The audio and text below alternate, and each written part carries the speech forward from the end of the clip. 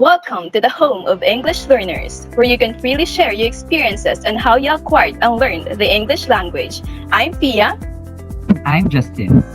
and yes, we're in our house, separately of course, but we're ready, and that is expected since we're the host. Right, Justin? Yeah, definitely. But how about our guests for today? Do you think they are ready? Well, there's only one way to find out. And what is that? I guess we have to make them introduce themselves one by one and hear their voices. So, who wants to speak first? Volunteer. Okay, we have a volunteer. Okay, introduce yourself, please. Hi everyone, my name is Anne and I hope everyone is having a great day. Okay, thank you for that, Anne. So let's have another volunteer. Hello there. I'm Rainier Alcantara, 19 years old from Pangasinan. I'm glad and excited to be here with you guys. Of course, thank you for that, Rainier. We're also glad that you are here.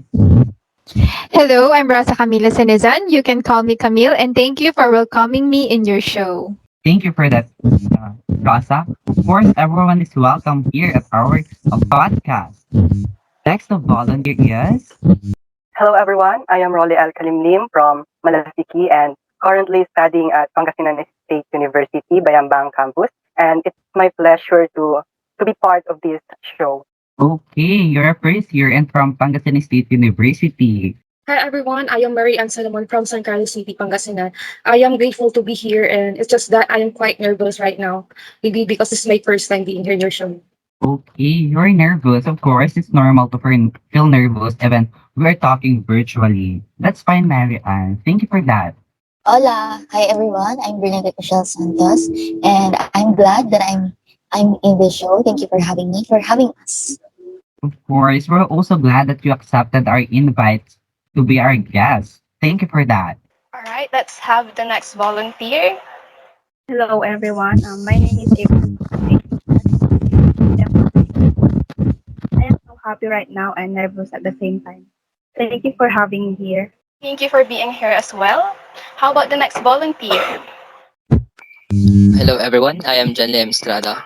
Pleased to meet all of you guys and I hope you're all having a great day. Jenny, nice to meet you, and I hope you have a great day as well. And for the last volunteer, can we hear your voice?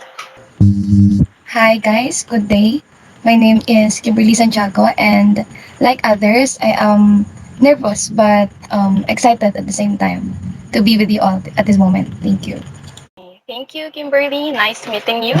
And now that everyone has already spoken, I guess we can now begin our segment. So, partner, what kind of segment do we have for this episode?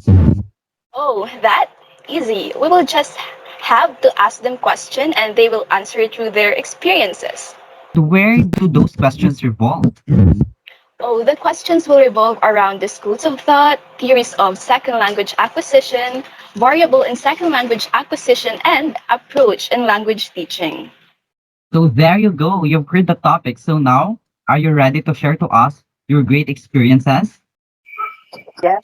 Yes. Yes. If yes, then let's begin. Again, my name is Mark Justine and I'm one of the hosts for our podcast. I'd be honored to invite you to share your experiences in learning the second language. So learning a new language can be fun and challenging as well, whether you find yourself with extra time or you're dreaming of traveling. There are a lot of good reasons to take plunge. Today, we're talking about the schools of thoughts with John Lee and Kimberly, who will share their experiences while at the school and learning the English language. So first, let's have Mr. John Lee Estrada. Hello everyone, I am Jenny. So, John Lee, how are you doing? I'm fine. Thank you, sir. Justin. Okay, so it's good to hear that you're doing fine. So, John Lee, feel free to take the virtual floor to share your experience with us. Recalling my past experiences, I mean experiences in learning English language.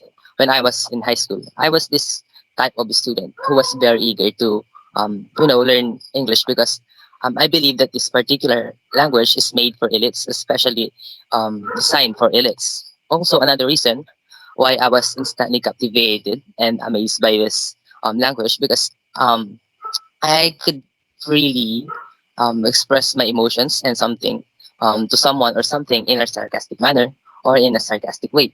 Also, my main goal why I studied English is to connect to people and convey ideas that is creative and meaningful. So I studied it myself. Um, I started making poems and also frequently speaking in English. And so by constant practice, I am now able to comprehend. I am able to understand and also speak English in very well.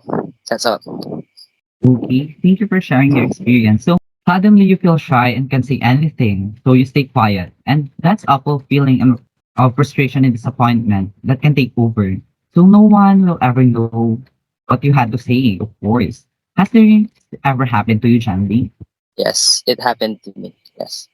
Okay, so Janly, I would like to ask you a question. So how do you express yourself clearly and confidently using your chosen language? Um, I express my feelings and thoughts clearly and confidently in English just by saying everything that goes in my mind and connecting ideas and also say it and also by creating and constructing some meaningful and sarcastic um, phrases that I have been saying earlier.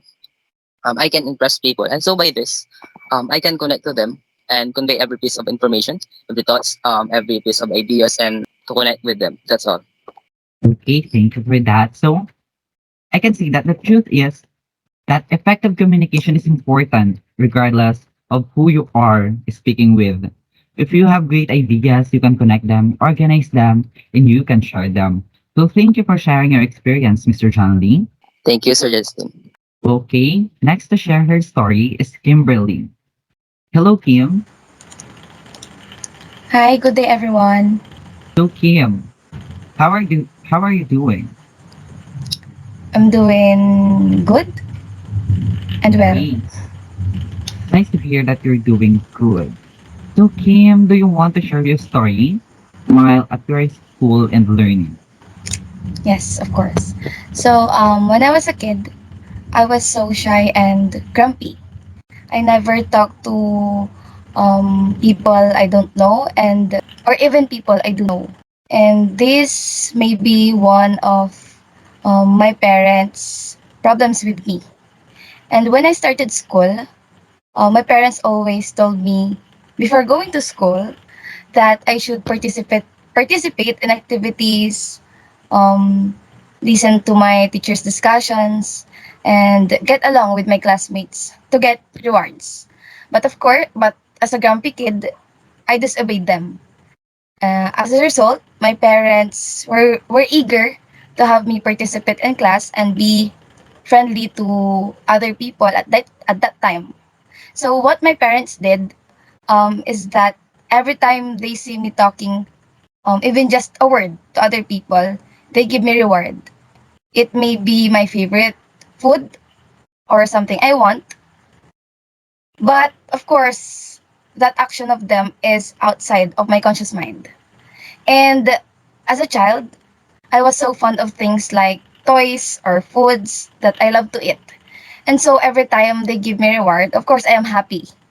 And so as the routine continues to happen, and I have already observed the actions that every time I talk to someone nicely or answer my teacher every time she calls my name, my parents give me food, and from that, I also continue to communicate more and participate more in class because I know I will receive a reward from them if I do that. Okay, so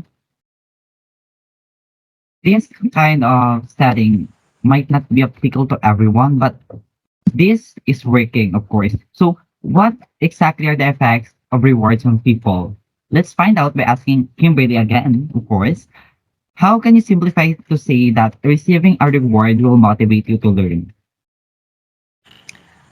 So As what I have mentioned a while ago, one of the reasons why my parents give me rewards is that they want me to study well.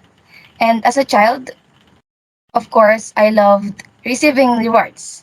And to get my reward or to get that reward, I pushed and motivated myself to listen and study well.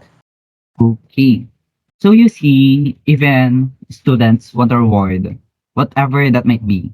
And the more we seek the reward, the more we develop a healthy learning habit without even knowing it. So remember that rewards generate interest, which leads to effort and result.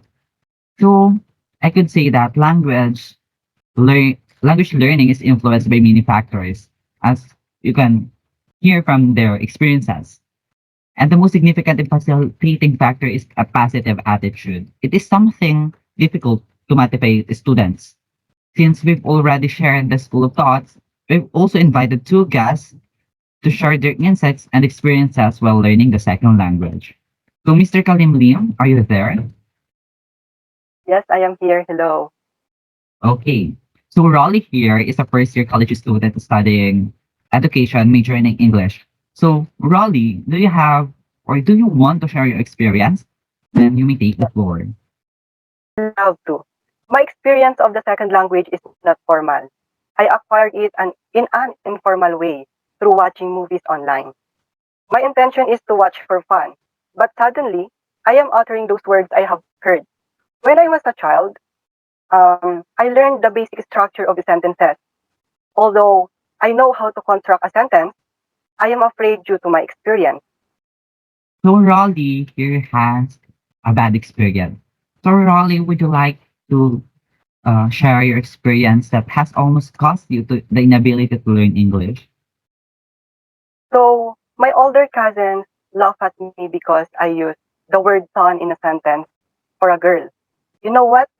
I actually don't care about my grammar, but since I am taking the course as an English major, I am trying to do my best. At the same time, I am struggling to the point that I want to stop myself because I think I am not fit for this course. It sounds like I am blocking myself from learning this because of my doubts, fears, and judgments of others. So, of course, when learning or at the school, we face challenges when learning or even learning a new language. So, Raleigh, how did you overcome your fear and continuing to learn it? Indeed, I am falling in love learning English language, and that's better than falling in love to the person who will leave you soon. Um, Seriously, I overcome my fear to continue learning English language due to my determination. Yes, it is not easy, but still, I am moving little by little to learn this language. So, thank you for sharing your experience. So, Raleigh here mentioned that he acquired his second language by watching. You can see that you can watch TV series and learn. You can see that even movies have something for everyone, whether it's drama, romance, soap operas, and other genres. And all this can help you to improve your language skills. And we can all agree that watching movies is addictive and fun. So thank you for that. So we now have another guest to share her experience on learning a second language. Hello, Anne. Hi, allow myself to introduce again. My name is Anne, and I'm a first year student from PSU Bayambang campus. So Anne here, like our other guest, is an English major student. So Anne, tell us about your experience. All right, so both of my parents are Filipino native speakers. So growing up, my first language is also Filipino. However, as time passes by, I learned that English is a universal medium, particularly used for communication purposes.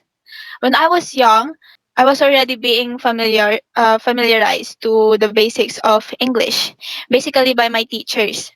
As far as I can remember, my grade one English teacher taught us on how to identify uh, the name of persons, objects, animals, places, and events. Through, of course, the use of English language. Then, as I turned in and sixth grade, that's when the learning progress in my English class also turned up. My teachers would ask us to compose our own essays and reflection papers to a certain story or a scenario. I was so bad at it, to tell you honestly. I wasn't really paying attention to my English teacher before because uh, I was literally enjoying my days as a kid. But then when I entered high school, I got really intimidated by my classmates because they were like very competitive. And that's when I decided to read English novels. But honestly, I'm still not good at it. So I tend to experience some struggles to while using the English language. So thank you for that experience. And so, Anne, I would ask you a question.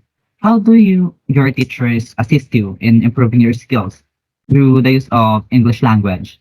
And do you have any other important factors that assist you as well? Um, yes, as what I've said earlier, I became more interested reading English novels and watching Hollywood movies. Sometimes I also talk with American native speakers to through online websites in hoping for gaining foreign friends. But I think reading English novels really took big part in order for me to get on this stage. Listening to music and watching English movies, as what I've said earlier, helped me a lot to enhance my diction just a little bit. Oh, that's nice, Anne. So Anne here loves to watch and read. So watching helps you to understand the language better. Being exposed to the language by conversing with other people, having interaction with them, will help you actually start speaking and thinking in English. I could say that we can be good in a certain language by reading a book. I will give you a tip that I also do. So either in a notebook or in your computer, your Android phones or iPhones, of course, start making a list of useful words and phrases.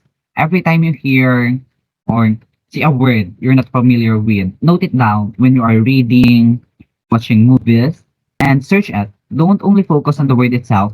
Search for synonyms and phrases in which it's used. And before I pass the mic over to my partner, I'd like to leave you with a simple but useful saying. Find a way to silence those negative thoughts and mentally prepare for it. Don't let obstacles to stop you. You may feel nervous, but you will be glad you did it. Priya, take the floor. Thank you, Justine. So, hi again. I'm Fia, and those stories of yours are indeed very motivating. And to continue featuring stories that will surely inspire us, let's talk to Rainier first. Hi, Rainier, are you there? Hi, Thea. How are I'm great. Thank you for asking. How about you? you doing? Well, so okay, let's say that we are reminiscing your past. Okay, like when you were in high school. How often do you speak English at that time? Oh, looking back, when I was in junior high school, I do not often speak English language, especially in our English subject, that English is required as the language medium of communication before. So I always get so shy, anxious at the same time every time that I would have to speak English.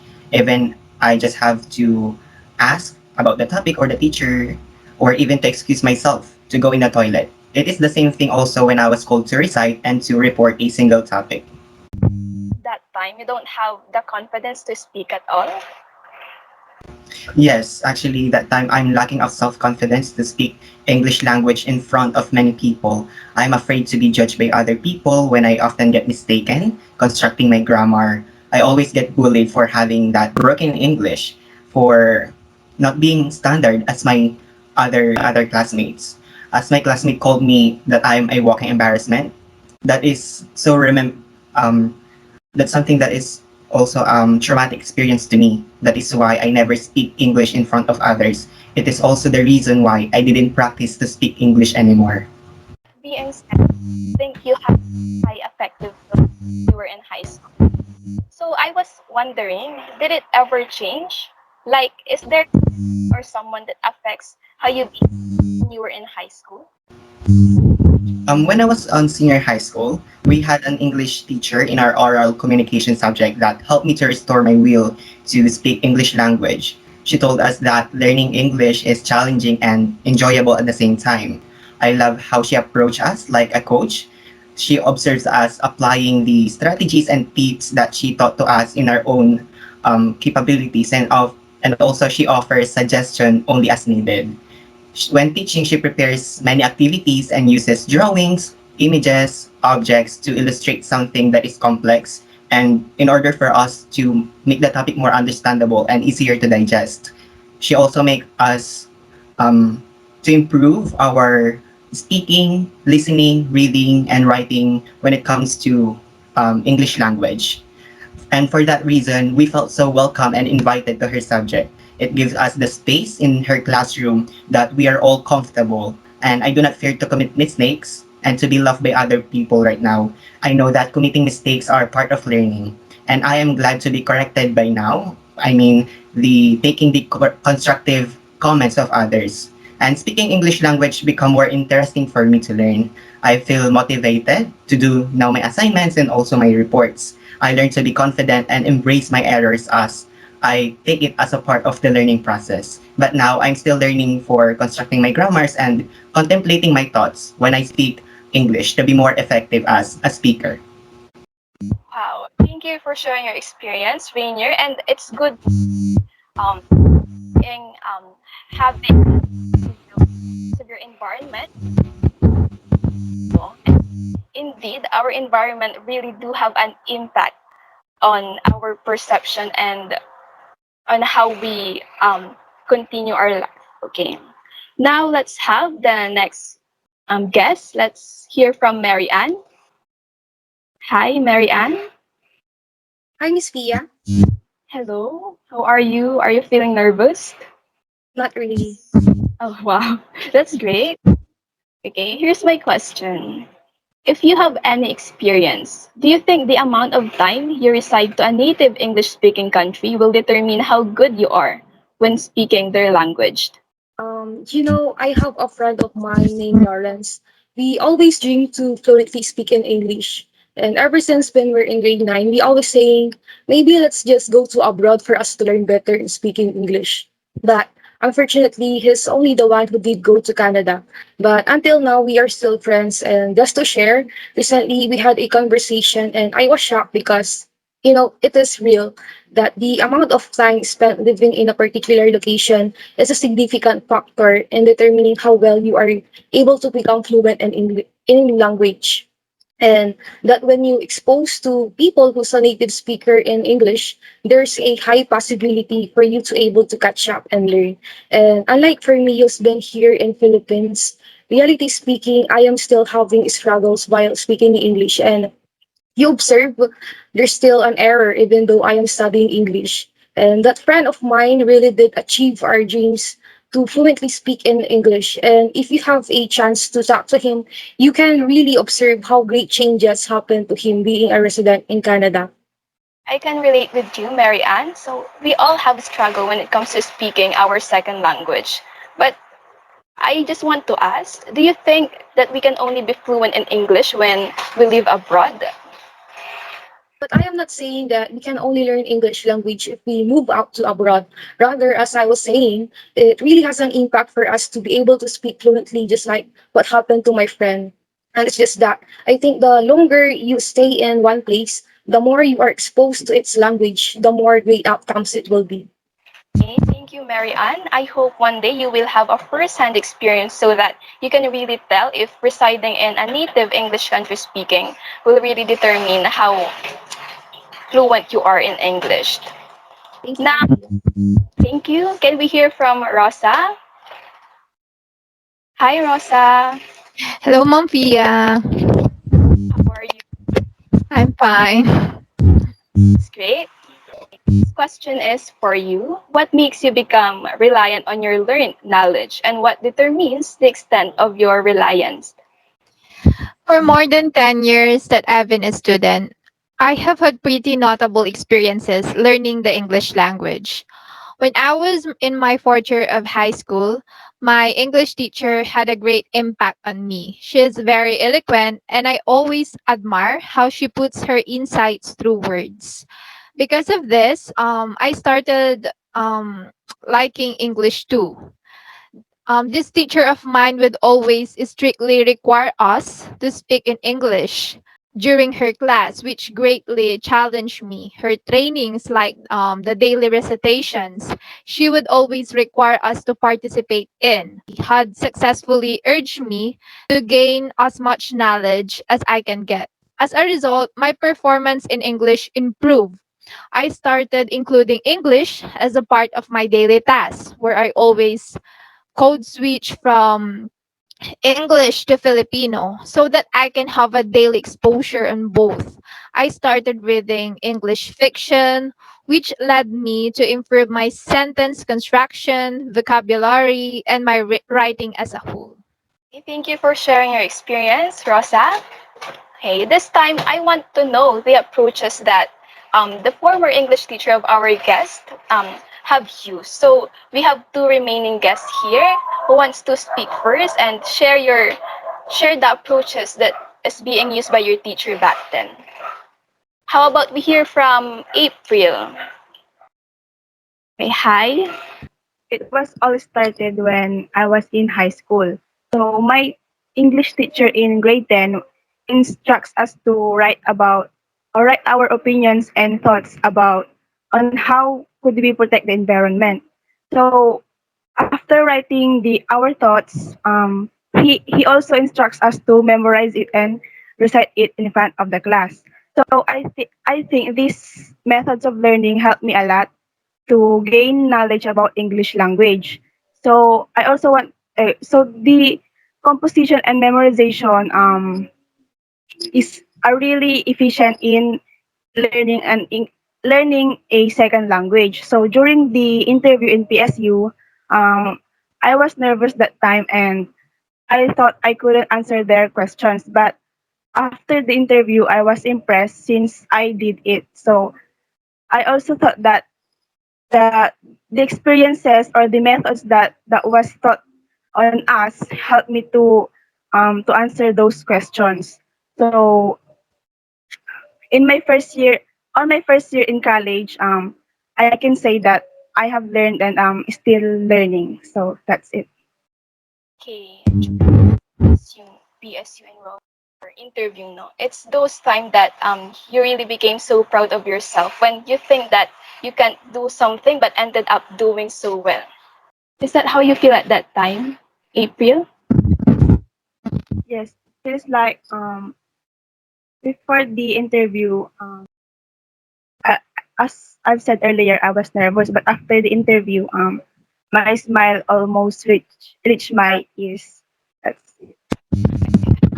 That story. How about Bernadette? Hi, Bernadette. Hi, Ma'am Fia. Hi, Fia. Okay, can you still recall the approaches that your former English teacher used to employ? And what are those approaches? So, as far as I can remember, there are some approaches in language teaching over the years.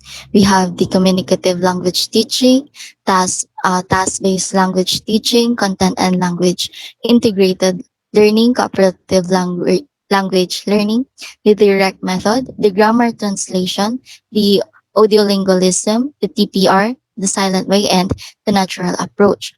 And I remember under the CLT or the communicative language teaching, back when we were in high school, we experienced doing role plays, talk show, interviews, and news reportings. And we usually do this in groups. And I recall that every weekend before the deadline, we practice. We would all practice for it, checking our grammars and pronunciations. And I learned that each of these activities is really important for us to know that in spite of any awkward pauses, we can survive and the we can survive using the target language, and that in spite of the mistakes and the misses will still be appreciated by our teachers and the whole class when we take our seats, and I'm very glad that we experienced these things. Mistakes, sometimes can really um inspired us to do more, no? And that's it for today's episode. Thank you, Bernadette, and to all the guests. Okay. And we hope that everyone who just watched learned something from the experiences of our guests. And we would like to know your life experiences as well. Of course, to our guests, thank you for being here. And we are so happy to have you. See you in the next episode, only here in the home of English learners. Thank you, everyone.